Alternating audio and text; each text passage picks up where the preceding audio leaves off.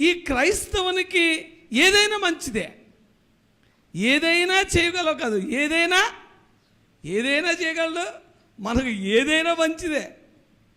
ఏదైనా మంచిదంటే ఏదైనా మంచిదే.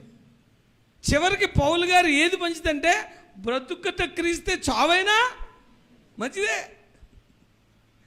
క్రైస్తవునికి మంచిది కానిది, క్రైస్తవునికి మంచి రోజు కానిది, మంచి సమయం కానిది, మంచి ఐటెం కానిది ఏదీ లేదు.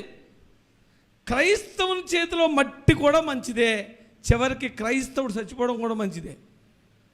క్రైస్తవుడు బతకడం కూడా మంచిదే.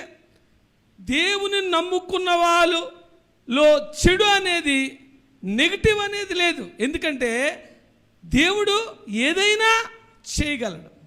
ఆయన ఎండిన ఎముకల్లో కూడా జీవం